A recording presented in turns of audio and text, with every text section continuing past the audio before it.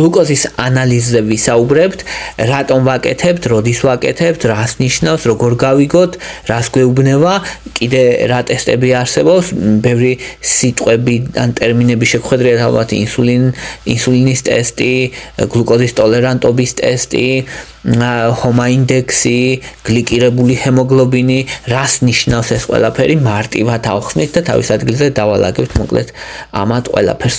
თავიდან უნდა ვთქვათ, რომ გლუკოზა ჩვენი ორგანიზმის არის საკვები ძირითადი და გლუკოზა უნდა იყოს სულ სტაბილური. მეტნაკლებად ჩვენ ორგანიზმს ესე ჭირდება. მაშინაც კი როცა ჩვენ საკვები არ გვიჭამია, მაგალითად 8 საათი ან 9 საათია, ჩვენი ორგანიზმი გლუკოზას გამოიმუშავებს გლიკოგენიდან, გლიკოგენს გარდაქმნის გლუკოზად და გლუკოზა სისხლში მაინც სტაბილურია.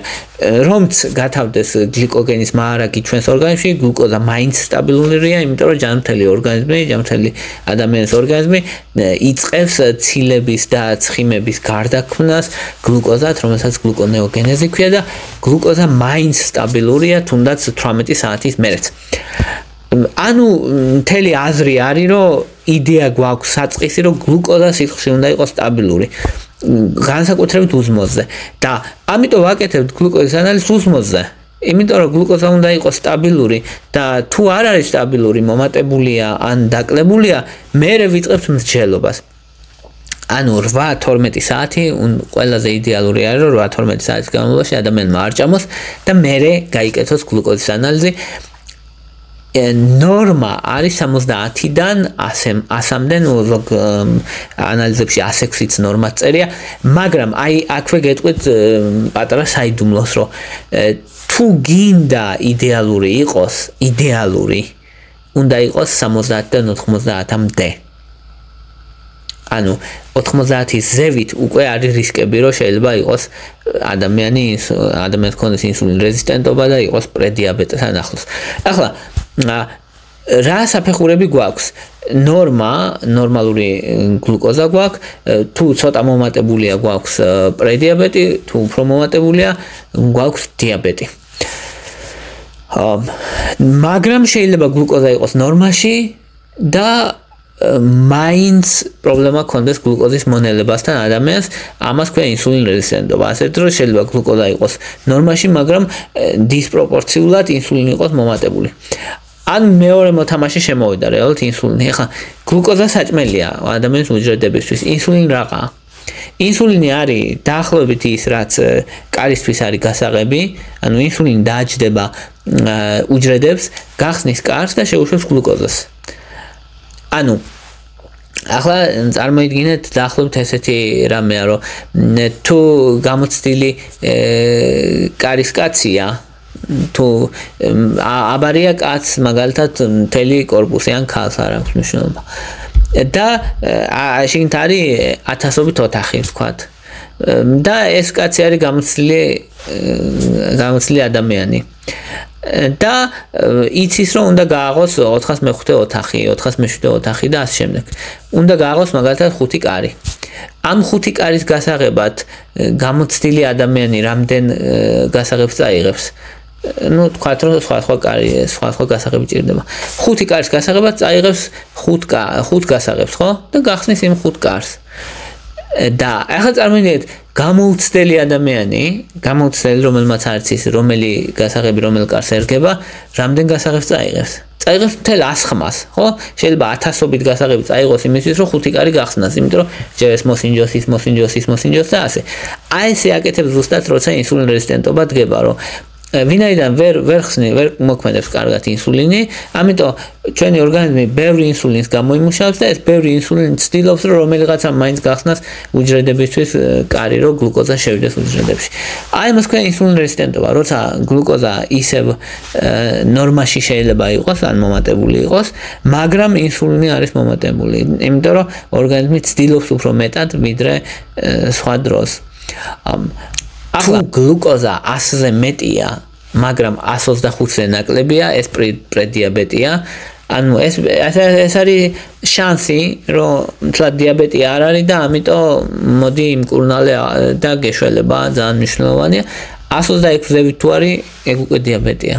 დიაბეტსაც ჭირდება მკურნალობა, დიაბეტიც მართვადია, ანუ შესაძლებელია სრულიად რომ მართოს ადამიანმა, ამიტომ მაშინაც კი თუ დიაბეტი აქვს, ყურები არ უნდა ჩამოყაროს, შესაძლებელია.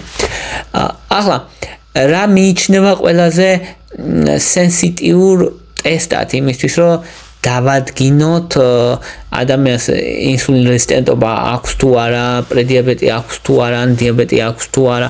ყველაზე მგრძნობიარე ტესტი რა არის? ყველაზე მგრძნობიარე არის ადამიანი დალევს 70 გრამ გლუკოზას, გახსნით წყალში. 2 საათის მერე გაიზომავს შაქარს, ან გლუკოზას. და თუ 140-ზე ნაკლებია, ეს ნორმაა. თუ 140-ზე მეტია, ესე იგი ინსულინის მოქმედების დარღვევა უკვე ან პრედიაბეტია, ან დიაბეტია, გაჩნია რა როგორ ნიშნები იქნება. ანუ ყველაზე ანუ იმის თქმა მინდა რომ უბრალოდ უზმოზე თუ გლუკოზას გაიზომავ, შეიძლება ეს მატყუ არა იყოს, მაგრამ თუ გინდა რომ არ მოტყუდე, ყველაზე ნაღდი რაც არის, ეს არის რომ ანუ ჭამო 2 საათის მერე გაიზომო გლუკოზა და ნახო რა შედეგებია. ეგ არის ყველაზე მაღალი მგრძნობელობის ტესტი. რის გაკეთებაც ადამიანს შეუძლია. ხო. ახლა და კიდე მაგალითად აი ადამიანმა თქვას, მოდი რომ აი არ აქვს მნიშვნელობა შევჭამ არ შევჭამ, დღის ნებისმიერ მონაკვეთში გავიზომავ შაქარს. ხო? და რა იქნება? 200-ზე ნაკლები უნდა იყოს. დღის ნებისმიერ მონაკვეთში რომ გაიზომოს ადამიანმა გლუკოზა უნდა იყოს 200-ზე ნაკლები. ეგ მიიჩნევა იდეალურად არა, ეგ მიიჩნევა საბაზისოდ. თუ 200-ზე მეტია, უკვე დიაბეტია, თან თუ დიაბეტის ნიშნები აქვს ადამიანს. ახლა კიდე ერთი მოთამაშე შემოვიყვანოთ, რომ ვინაიდან გლუკოზა თამაშობს, ხან შეიძლება ქვევით ჩავიდეს, ხან შეიძლება ძებით ავიდეს, აი უფრო მყარი რა გვინდა, უფრო მყარი, რომელიც გვეტყვის, რომ აი ბოლო თვეების განმავლობაში რა ხდებოდა, აი მისთვის გვაქვს გლიკირებული ჰემოგლობინი. გლიკირებული ჰემოგლობინი ან ქართულად ზოგჯერ გლიკოზირებული ჰემოგლობინს ეძახიან.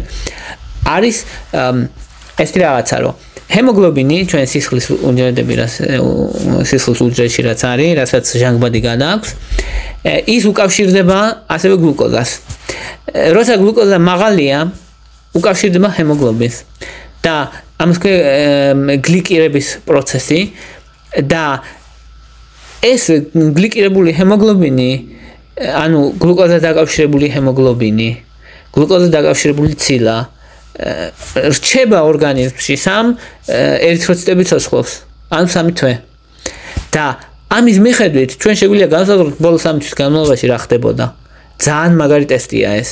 იმიტომ რომ აი არ ხდება მაგალითად აი შეიძლება ახლა დაიცვა დიეტა, 5 დღე ადამიანმა დაიცვა დიეტა და ასტაბილურა შაქარი, გლუკოზა, მოვიდა გაიკეთა ტესტი, ნორმაშია ყველაფერი. ხო? შეიძლება მოტყუდა ესე, ან თავისთავად მოიტყუოს ადამიანმა. მაგრამ ეს ტყუილი არ გამოვა, თუ გაიკეთებ გლიკირებულ ჰემოგლობინს, იმიტომ რომ გაზომავს ბოლო 3 თვის განმავლობაში რა იყო.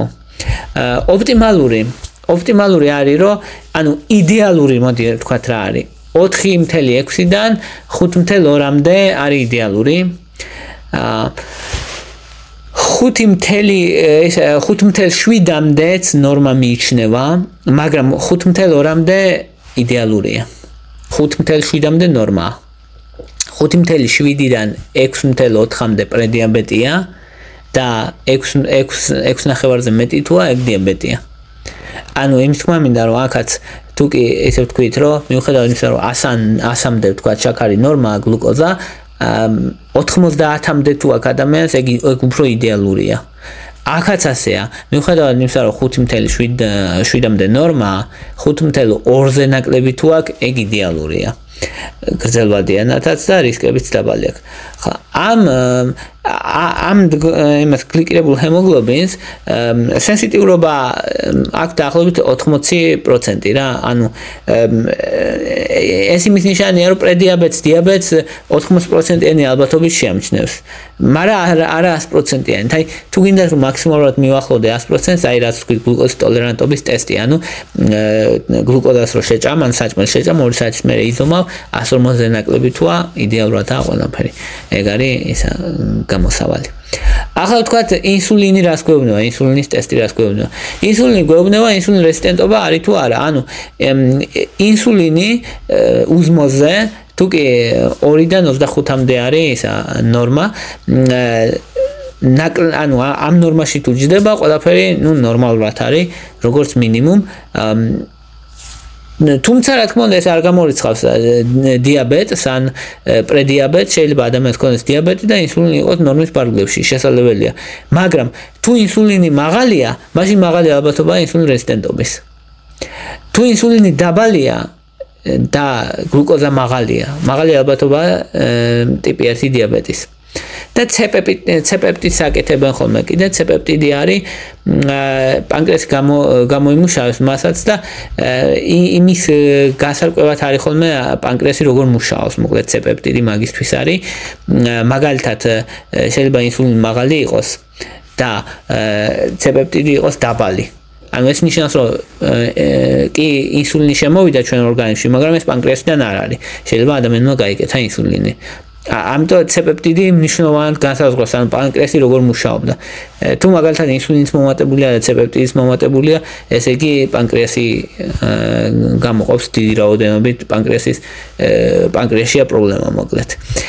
ასევე არის ინსულინი მომატებული ინსულინომების დროს სიმსივნე ფარის იმისი პანკრეასის რომელიც გამოყოფს იშვიათად, მაგრამ შესაძლებელია რომ მაგის გამო იყოს ინსულინი მაღალი.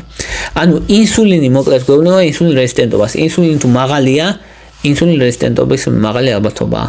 ინსულინი თუ ძალიან დაბალია და გლუკოზა მომატებულია, შეიძლება იყოს დიაბეტი ტიპი 1. და ჰომა ინდექსი რას ნიშნავს? იმისთვის რომ ჰომა ინდექსი ის აზრი რა არის ახლა იმისთვის რომ აი ვთქვით რომ თქვათ უზმოზე გლუკოზა ძალიან ინფორმატიული არ არის არის ინფორმატიული მაგრამ შეიძლება რაღაცები გამოგვეპაროს შეიძლება ინსულინ რეზისტენტობა გამოგვეპაროს იმიტომ რომ გლუკოზა ნორმაში იყოს ინსულინი მომატებული იყოს მაგალითად და ადამიანს დიაბეტი არ აქვს პრედიაბეტიც ჯერ არ აქვს მაგრამ ინსულინ რეზისტენტობა მაინც აქვს ეს შესაძლებელია. ანუ ორგანიზმი წვალობს ძალიან ბევრ გასაღებს არგებს, გლუკოზა შეყავს უჯრედებში, მაგრამ ორგანიზმი წვალობს, ინსულინ რეზისტენტობა აქვს. აი ჰომა ინდექსი მაგალითად ამის გამოთვლის კაი საშუალება. რას აკეთებს ჰომა ინდექსი? გლუკოზას, უზმოზე ინსულინს ამრავლებს ერთმანეთზე და ყოფს 405-ზე. და რას მივიღებთ? ანუ მივიღებთ ფარდობას და ეს ფარდობა უნდა იყოს 2-ზე ნაკლები. თუ 2.9-ზე მეტია, ინსულინ რეზისტენტობის ნიშანია. ანუ ეს ფარდობა უნდა იყოს 2-ზე ნაკლები. ეს არის სასურველი და ამით ინსულინ რეზისტენტობის ნიშანს მიიჩნევ ინსულინ რეზისტენტობის ნიშნა და ამიჩნევ. ასევე გამოიხილება ხოლმე გლუკოზის და ინსულინის ფარდობაც ერთმანეთთან. ამ დროს რას ვგებულობთ? ვგებულობთ ასევე ინსულინ რეზისტენტობას. ანუ თუ ფარდობა დაბალია 4.5-ზე ინსულინ რეზისტენტობის ნიშანია. ეს ნიშნავს რომ მეტი ინსულინი წარმოიქმნება, დისპროპორციულად მეტი ინსულინი წარმოიქმნება გლუკოზასთან, გლუკოზა ის რაღაც დონე გვაქვს და ბევრი ინსულინი გვაქვს. ინსულინ რეზისტენტობაა, ეს ფარდობაც მაგის ნიშანია.